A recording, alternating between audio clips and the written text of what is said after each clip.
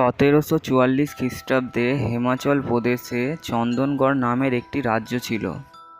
সেই রাজ্য শাসন করত মহারাজ চন্দন রায় আর তার একমাত্র কন্যা ঝুমাবতী। কিন্তু ঝুমাবতী তাদেরই রাজ্যের একটি কুমোরের ছেলের সাথে প্রেম ছিল, সেই কথাটা তার বাবা চন্দন রায় জানত না। একদিন মহারাজ চন্দন রায় তাদের দুজনকে মেলামেশা করতে দেখে ফেলে। তারপর মহারাজ চন্দন রায় প্রচণ্ড রেগে গিয়ে গোপনে সেনাপতির সাথে পরামর্শ করে কুমোরের ছেলেকে মেরে ফেলার। পরের দিন সকালে একটি গাছের তলায় কুমোরের ছেলের লাশ পাওয়া গেল।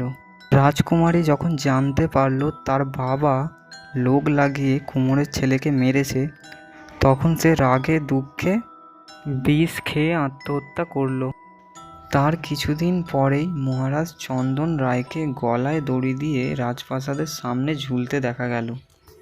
তারপরে শোনা যেতে লাগলো যেই ওই প্রাসাদে নাকি যেত সে আর বেঁচে ফিরে আসতো না। তার পরের দিন তার লাশ ওই প্রাসাদের সামনে পড়ে থাকতো। তাই গ্রামের লোক আর ভয়েতে ওই প্রাসাদের ছায়াও পর্যন্ত মানাতো না।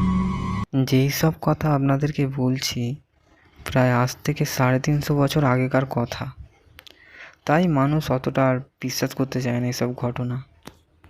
এই রকমই বিশ্বাস না করে একটি সাংবাদিক কলকাতা থেকে আসে রাজবাড়ির ওপর রিসার্চ করতে।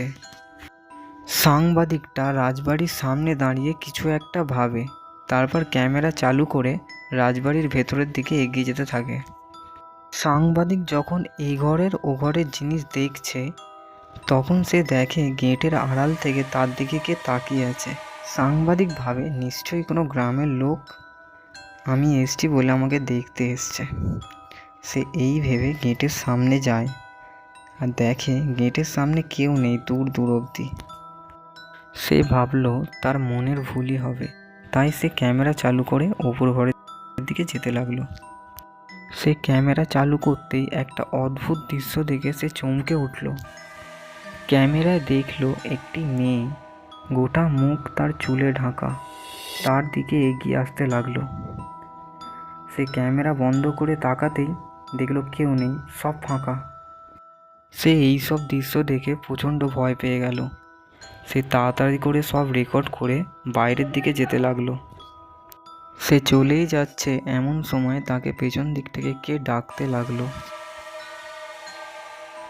সে পেছন ঘুরে দেখে সেই মেয়েটি যাকে সে ক্যামেরায় দেখেছিল, সে তার দিকে জ্বলন্ত চোখে তাকিয়ে আছে।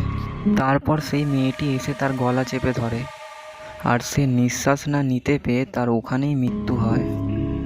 তার পরের দিন সকালে তাকে রাজবাড়ির সামনে গলায় দড়ি দিয়ে ঝুলতে দেখা গেল।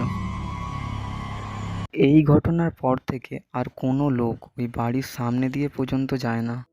শোনা যায় এখনও যদি কেউ ওই রাজবাড়িতে যায় তাহলে সে দেখতে পাবে সেই মেয়েটিকে যার গোটা মুখ চুল দিয়ে ঢাকা।